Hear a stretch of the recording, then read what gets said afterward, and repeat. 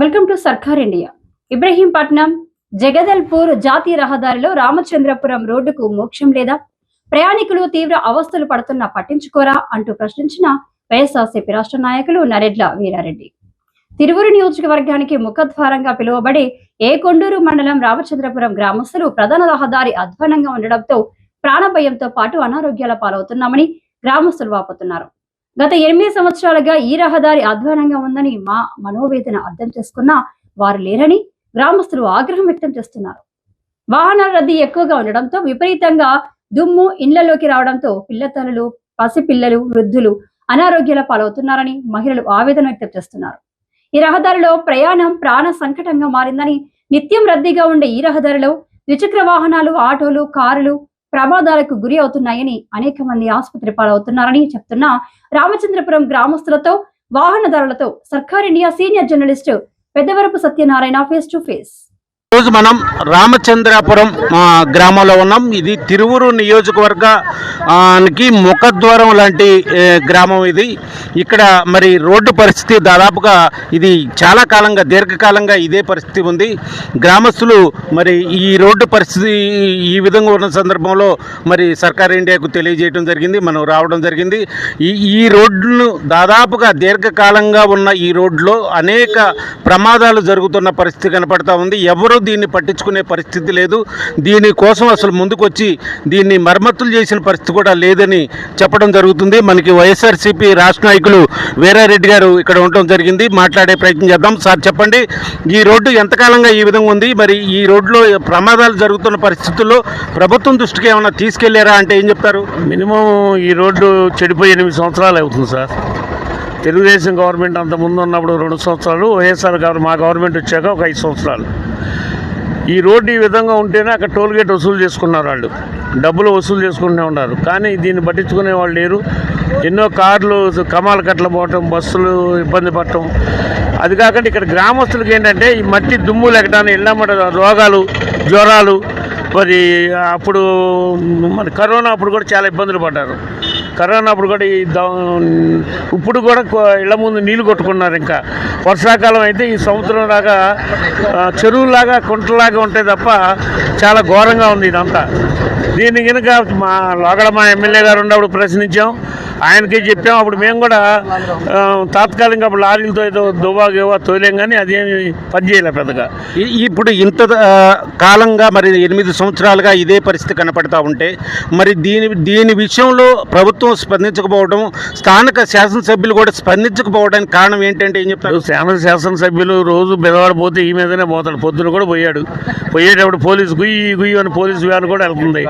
కానీ దాని గురించి ఎవరు ఎమ్మెల్యే కానీ ఎంపీ కానీ ఎవరు పట్టించు, ఎంపీ గారు సెంట్రల్ గవర్నమెంట్ నిధులు, ఆయన నిధులు కానీ ఏం పట్టించుకోవట్లేదు. పైపెచ్చు దీని గురించి ఆలోచన చేయడానికి కూడా వాళ్ళు ఏ విధమైన ముందుకొచ్చి చేయడం, టోల్ గేట్ అడిగినా చేయటం లేదు. ప్రజలకు ముందు ఇబ్బంది ఏంటంటే ఈ దుమ్ము పట్టడంలో చిన్నపిల్లలు రోగాల బారిన బాగా పడిపోతున్నారు. బళ్ళుతో పాటు గ్రామస్తులకు మరి ఇబ్బంది పడుతున్నారు. యాక్సిడెంట్ చాలా వందల్లో అయినాయి, గీతలు చనిపోయినాయి. రేత్రి పూట కొన్ని రాళ్ళు మీరు చూసేలా గుంటలో రాళ్ళు ఉంటే బండి వచ్చి డక్క రాయి తగలటం. ఈ విధంగా మేము కూడా చాలా ప్రయత్నం చేస్తూనే ఉన్నాం. ఆ ప్రయత్నం మేము చేసినా కూడా ఫలించట్లేదు. పవన్ కళ్యాణ్ గారు అంతకుముందు మాకు వైఎస్ఆర్ గవర్నమెంట్ ఉన్నప్పుడు ఐగో రోడ్లు అని చెప్పి చిన్న చిన్న గుంటలు పూడుతున్నాం. అదని దేశంలో ఎక్కడో గుంటలు పూడ్చినట్టు కూడా ఫోటోలు పెట్టారు. కానీ మరి 8 సంవత్సరాల నుంచి ఉన్నాయని ఇక్కడ ఎవరు కూడా ఏం చేయలేదు. పవన్ కళ్యాణ్ గారు కూడా కనీసం పంచాయతీరాజ్ శాఖ మంత్రిగా ఉండి కూడా దీని మీద ఏం స్పందించడం కానీ, ఈ రోడ్డు బాగు చేద్దామని ఆలోచన కానీ ఏమీ లేదు. ఇది పరిస్థితికి చేయాలని మా కోరిక. ఇక్కడ మా మహిళలు ఉన్నారు, వాళ్ళ కూతుళ్ళు కానీ, వాళ్ళ చంటి పిల్లలు కానీ. సార్ చెప్పండి, అమ్మనాల బూతులు తిరుగుతున్నాను భయం అయింది సార్. మాకు కమ్యూనిటీగా ఉండి కూడా అసలు ఏం కలిగేయడం లేదు. డైలీ తిరుగుతారు, బుర్ర నడికి ఎక్కువ అంటారు పోలీసు వారు. ఈ రోడ్డు వాళ్ళకి అమలుపడలేదా పోలీసు వాళ్ళకి? మేము ధర్నా చేస్తేనే కేసులు రాస్తారు సార్. ఏంటో దానికి అసలు దాని గురించి రోడ్డు గురించి అంటించుకునే వాళ్ళే లేరు. ఇది మీరు చెప్పండి అమ్మా, ఏంటి ఎంతకాలంగా ఈ బాధపడుతున్నారు? అయితే మేము కాపాడమండి, దుమ్ము అట్టుంది దుమ్ము. ఈ దుమ్ము మరి ఆ మోడీ గారికి ఎప్పుడు చూపిస్తారా అనుకుంటున్నాం మేము ఈ రోడ్డు మీద. మేము మా బతుకులు ఈ దుమ్ములోనే అయిపోతాయి అనుకుంటున్నాం. మా పిల్లలు కానీ మేము కానీ ఇంట్లో మంచాల బిందు పెడితే మంచాల బిందు నిండా దుమ్మే. ఇప్పుడు నిన్న వాన పడదు కదా, నిన్నటి నుంచే దుమ్ము లేదు. మా ఇళ్లలో ఎట్టుందో ఇప్పుడుకైనా వాన ఇళ్లలో బొచ్చు ఉండలే, అసలు ఎత్తున ఉన్నాయి మాకు బొచ్చుల మీద, అట్టా పట్టింది. మరి అటువంటిప్పుడు కూడా మమ్మల్ని ఎవరు పట్టించుకోవట్లేదు, ఈ రోడ్డు పట్టించుకోవట్లేదు. అదేమంటే కోర్టుకి వేశారు, కోర్టు ఆర్డర్ రావాలి అని అంటున్నారు. కోర్టు ఆర్డర్ రాకపోతే రోడ్డు బాగు చేయరా? జనాన్ని అట్టే చంపేస్తారా? అది మేము అడిగేది. ఈ మధ్య కాలంలో మరమ్మతులు కూడా ఏం మట్టిపోతున్నారు, తీసుకొచ్చి దుమ్ము తీసుకొచ్చి పోయటం. ఆ దుమ్ము అంతా గాలికి మా ఇళ్ళ మేము పట్టం. మేము ఆ బల్ల మీద కూర్చుంటే మా మీద ఇంత ఎత్తున నిండుతుంది. మేము కూర్చున్న కాసేపు కూడా ఇంట్లోకి అసలు బజార్లో కాదు, ఇంట్లో కూడా సాధారణంగా కూర్చుంటే పని లేదు. మా ప్రాణాలు అట్లా ఈ దుమ్ములో బావాలని ఉందేమో అనుకుంటున్నాం మేము. మరి మమ్మల్ని గురించి ఎవరు పట్టించుకోరా? పట్టించుకునే నాదులు లేడా? ఈ రోడ్డు బాగు చేయడానికి ఎవరు ముందుకు రారా? అది మేము అడిగేది. ఎమ్మెల్యే గారు రోజు వస్తానే ఉండే పోతానే ఉండు. ఎమ్మెల్యే గారు ముఖ్యమంత్రి దృష్టికి తీసుకెళ్తలేదా? వాళ్ళకి తెలియదా? వాళ్ళకి చూపించట్లేదా ఈ దుమ్ము ఇదంతా? మేము అడిగేది అది. మాకు రోడ్డు పొయ్యాలి, దర్శనం మాకు రోడ్డు అవ్వాలి. మేము ఈ బాధలు పడలేము. లేకపోతే ఊరు పెట్టి వెళ్ళిపోవాలంటే మేము వెళ్ళిపోతాం. ఈ రోడ్డు అమ్మ ఇళ్ళు పెట్టేసి ఆ ఇళ్లలో ఉండలేకపోతున్నాం మేము. మీకు మేము చెప్పాల్సింది ఇదే, మేము బాధలు పడలేకపోతున్నాం. ఎన్నిసార్లు పడేము, ఎన్నాళ్ళు 10 సంవత్సరాలు అవుతుందండి ఇది పడేసి. ఇవాళ కాదు, నిన్న కాదు, ఇల్లు పడేశారు. పొరపాటు ఊరు అయిపోయినట్టు అయిపోయింది ఊరు. ఏమన్నా మా ఊరాలు ఉందా? ఇది ఏంటా ఊరు అట్టుంది అంటున్నారు అందరూ కూడా. పొరపాటు ఊరు అంటున్నారు కానీ మంచి ఊరు అంటున్నారా ఏంటి? ఊరు కాలుందా? ఈ రకంగా తయారు చేసి వదిలిపెట్టిపోయారు. సరే, ఈ రకంగా తయారు చేసి ఊరు వదిలిపెట్టిపోయారు. అసలు మాకు రోడ్డు కావాలి. మాకు రోడ్డు ఇది లేదు. ఏం చేస్తాం? అది ఆడకపోయి చూడండి మీరు, ఇంత రోతులు ఉంటాయి నడి రోడ్డు మీద. ఆడ నిన్న పడి 2 చచ్చారు. మీరు ఎంతకాలం మేము ఉండాలట? ఎంతకాలం మమ్మల్ని ఏడిపిస్తారు? మీరు శుభ్రంగానే ఉంటున్నారు. మా భవిష్యత్తు ఏంటి? మా పిల్లల జరి మేము చచ్చిపోతే మీరు చూస్తారా? నెలకు 4 చస్తున్నారు, 5-6 చస్తున్నారు. మా గది ఏంటి? మమ్మల్ని పట్టించుకోరా? దుమ్ముడు గురించి ఇద్దరు చచ్చిపోయారు. ఇక్కడ ఆ ఇంట్లో ఒక ఆమె, అక్కడ ఆ ఇంట్లో ఒక ఆమె, ఇద్దరు కూడా దుమ్ముడు గురించి చచ్చిపోయారు. దుమ్ము పట్టేసింది గుండెకి, వాళ్ళ గుండెకి పట్టేసి వాళ్ళు చచ్చిపోయారు. మరి మీరు ప్రభుత్వాన్ని ఏం కోరుతున్నారు? మరి మాకు రోడ్డు కావాలి, దక్షిణం మాకు రోడ్డు పోయాలి. సౌకర్యం కావాలి. మాకేం మేము వందలు ఈ మాటలు మాకు సౌకర్యం కావాలి. సైడ్ కాలం వేసి మాకు రోడ్డు శుభ్రం చేయాలా? రూపాయి మీద రూపాయి పెట్టైనా మాకు రోడ్డు పోయాలి. తీసుకెళ్ళాలి, డబ్బులు అక్కడ తగలబెడుతున్నారు. కరువు పని దేనికి ఉపయోగపడుతుంది? ఎవరికైనా ఒక రైతుకు ఉపయోగపడుతుందా? తీసుకుపోయి కోట్లు తగలబెడుతున్నారు. దీనికి 1 కోటి రూపాయలు పెట్టి పనిచేయలేరా? ఇది బాగు చేయలేరు? 1 కోటి రూపాయలు పెట్టి ఎందుకు బాగు చేయలేరు? మేమంతా ఆగమైపోతున్నాం జనం ఊళ్ళో. ఎందుకు చేయరు? మాకు అది కావాల్సింది. వాహనదారులు ఇక్కడ ఉండటం జరిగింది, 2 వీలర్ కూడా వాహనదారులు ఇక్కడ ఉండటం జరిగింది. సార్ చెప్పండి, ఏంటి ఈ రోడ్డు పరిస్థితి ఏంటి? మీరు ఏ విధంగా బాధపడుతున్నారంటే ఏం చెప్తారు? వాహన ఇబ్బంది ఉందండి. ఈ ఊరంతా లెక్క బాగా గోతులుగానే చికాకునే ఉంది. కొంచెం ఏదైనా బాగు చేస్తే మంచిగా ఉంటుంది సార్. ఆ గవర్నమెంట్ చేయాలి, ఈ గవర్నమెంట్ ఏమైనా చేస్తాను, ఇది కూడా ఏం చేస్తారు కనిపించట్లా. మరి కొంచెం స్పందించి ఇలాంటివి జరగకుండా ఉంటే మంచిదని చూస్తున్నాం. మీరు ఎంతకాలంగా ఈ రోడ్లో తిరుగుతున్నారు? ఏంటి పరిస్థితి? నేను 5 years నుంచి తిరుగుతున్నాను సార్. 5 సంవత్సరాలు బట్టి కూడా ఇదే పరిస్థితి ఉందా? ఇదే పరిస్థితి అండి. మీది ఏ ఊరు? మాది ఖమ్మంపాడేనండి. ఖమ్మంపాడు.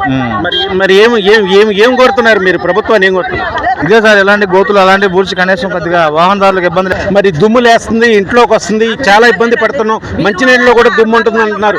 బట్టే మాకు మేము మట్టి తిని ఇప్పుడు రాగాలకే నెలకు 5,000 అవుతుంది నాకు. ఆ మట్టి గుండె బట్టి నెలకు 5,000 అవుతుంది నాకు. ఎవరు ఎత్తారు నాకు? మేము పని చేయలేను. పడుతుంది దుమ్ములు, దుప్పట్లకేంటి, గుడ్లకేంటి, కొనుక్కున్న పక్కల గోడ, పొరుపుల గోడ ఇంత మందాలు పడుతుంది. ఏం చేసారు? రొట్టుబడి మాకు రోగాలు వచ్చేస్తున్నాయి. ఆవేశాలు, దగ్గులు, రోగాలు, మందులు డాక్టర్లు పోతుంది. మేమేం చేసాము? చేద్దాం. మీరు ఈ గ్రామానికి చెందిన వాళ్ళైనా ఏంటి ఈ రోడ్డు పరిస్థితి ఏంటంటే ఏం చెప్తారు? గత 7 సంవత్సరాల నుంచి మేము నరకం అనుభవిస్తున్నాం సార్. ఇక్కడ పిల్లవాళ్ళకి డెచ్ అలర్జీలు ఈ రోడ్డు వల్ల. ఇంట్లోకి వెళ్ళి తలుపు తీస్తే బొచ్చల నిండా దుమ్మే, ఏం బట్టలు కూడా గడవడానికి లేదు. మేము నరకం. ఇక్కడ ఈ రోడ్డు పట్టించుకున్న వాళ్ళు ఎవరు లేకుండా పోయారు సార్. మొన్న ఒక 2 సంవత్సరాల క్రితం మా బాబాయ్ ఒక ఆయన హార్ట్ అటాక్ వచ్చింది ఊరి చివర. రైన్ సాహిబ్ గారు అని మా బాబాయ్ అండి, డాక్టర్ గారు చెప్పాడు మన ఊరు రోడ్డు కింద దాటితే బగుతాడమ్మా అని ఒక టాబ్లెట్ ఒకటి నేల కింద పెట్టాడు. మరి గోతుల్లో కదలకుండా తీసుకెళ్ళాలండి. ఈ రోడ్డు దాటితే బతికినట్టాడు, ఈ గోతుల్లో చచ్చిపోయింది, దాటకముందు చచ్చిపోయింది ఆయన. అట్లా అనుభవిస్తున్నాం అనమాట ఇక్కడ మేము. అదండి పరిస్థితి ఏంటి? మాది పక్కనే గంపలగూడెం అండి. నెలకు ఒక 10 సార్లు విజయవాడ వెళ్తుంటాం మేము మా బిజినెస్ పని మీద. మహా దారుణం ఏంటంటే ఈ కిలోమీటర్న్నరలో రాష్ట్రం అంతా తిరిగి వచ్చిన ఏం కాదు, కానీ ఈ కిలోమీటర్న్నర వెళ్ళాలంటే ప్రాణాలు గుండెల్లో పెట్టుకుని నడవాల్సి వస్తుంది. అరే ఎంత దారుణం అంటే కనీసం వెళ్ళటానికి కూడా అవకాశం లేకుండా అయిపోయింది. 2 టైర్లు 4 టైర్లు కారుకుంటే 2 టైర్లు ఎటు వెళ్తాయో 2 టైర్లు ఎటు ఉంటాయో కూడా అర్థం కాని పరిస్థితి. మరి ఇంత దారుణమైన రోడ్డు ఈ భారతదేశంలోనే ఉండదండి. అసలు అక్కడ విజయవాడ టోల్ ప్లాజా చూడండి, మీకు ఇక్కడ 6-7 కిలోమీటర్లు కూడా ఉండదండి టోల్ ప్లాజా. ఇది కిలోమీటర్ ఉంటుంది. టోల్ ప్లాజాకి చాలా దగ్గర. టోల్ కట్టకపోతే కారులు రన్ అవ్వవు. ఖచ్చితంగా టోల్ ప్లాజా అమౌంట్ కట్టవలసిందే. ఇక్కడికి వస్తే చూస్తే దారుణం, మహాదారుణం. నేను ఒక్కనే కాదు సార్, వెళ్ళే ప్రతి ఒక్క వెహికల్ని అడగండి మీరు ఆపి, ఈ కొంచెం దూరం ఎట్టుందో అడగండి. ఈ పొల్యూషన్కి వీళ్ళు నానా రకాలుగా ఇబ్బంది పడతారు. 2 రకాల నష్టాలు ఉన్నాయి. వీళ్ళకి ఇక్కడ ఉన్న ప్రజలు ఇబ్బంది పడతారు, వాహనదారులు ఇబ్బంది పడతారు. తెలియని వాళ్ళు నైట్ టైం సార్, పోయినసారి 8:30-9 సార్ నైట్ టైము కారు ఒకేసారి చాలా స్పీడ్లో వచ్చాడు సార్. కనీసం దాదాపు ఒక అరతాడి చెట్టు అంత ఎత్తు లెక్సి కింద పడింది సార్. 2 భార్య భర్తలు ప్రాణాపాయ స్థితిలోకి వెళ్ళిపోయారు. ఇలా 6-7 సంవత్సరాల నడుస్తుంది సార్ ఇది. కనీసం వాహనాలు రాకపోకలకైనా మామూలుగా మట్టితో కూడా సరి చేసే మార్గం లేదు సార్. మీరు అక్కడికి వెళ్ళి చూడండి సార్, ఒక లారీ అక్కడ నుంచి వెళ్ళాలంటే 5 నిమిషాలు పట్టింది సార్, ఒక లోడు గల లారీ వెళ్ళాలంటే. ఇలా వాహనదారులకు ఎన్నో ప్రాణాలు కనపడకుండా చెట్లు కళ్ళు మూసిపోయి చాలా ఉన్నాయి సార్. ఎక్కడైనా కొంచెం గవర్నమెంట్ వారు పట్టించుకొని, ఇది నేషనల్ హైవే కదా సార్, ఒక డొంక రోడ్డు మొత్తం ఇదే పరిస్థితి కనపడుతోంది.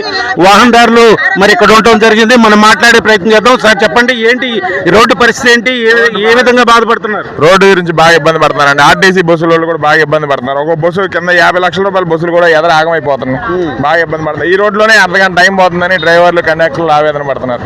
అది దానివల్ల రోడ్డు ఏదైనా తొందరగా చర్యలు తీసుకొని రోడ్డు తొందరగా పోయి ఈ విధంగా రోడ్డు ఉన్న పరిస్థితుల్లో మీరు ఎవరైనా ప్రభుత్వం దృష్టికి తీసుకెళ్ళడం కానీ మరి ఆధారాలు తీసుకెళ్లారు, కోర్టు కేసు స్టేలు తెప్పించి ఆపేస్తున్నారు. స్టేలు బాగా తెప్పిస్తున్నారు. ఇదే పరిస్థితి. ప్రతి ఒక్కళ్ళు కూడా ఆవేదన వ్యక్తం చేస్తా ఉన్నారు. వర్షం వచ్చిన టైంలో తప్ప మామూలు టైంలో ఈ దుమ్ము లేసి వాహనం ఈ రోడ్డు రద్దీగా ఉండే రోడ్డు కావడంతో బాగా ఇబ్బందికరమైన పరిస్థితి ఉంది. వాహనాల రద్దీని కూడా మనం చూడొచ్చు. ఒకటే రకంగా వాహనాలు వస్తూ ఉన్నాయి. ఈ వాహనాల వల్ల ఎక్కువగా దుమ్ము లేవడం, ఇళ్లలోకి రావడం, అనారోగ్యం పాలవడం, చాలా ఇబ్బందులు గురవుతున్నామని మేము ఈ రోడ్డు విషయంలో మేము పడుతున్న బాధని వర్ణనాతీతమని వాళ్ళు చెప్పడం జరుగుతుంది. ఎవరు దీని విషయంలో పట్టించుకున్న వాళ్ళు లేరు. మరి మాకు న్యాయం జరగాలి, రోడ్డు పోయాలి అనే విషయాన్ని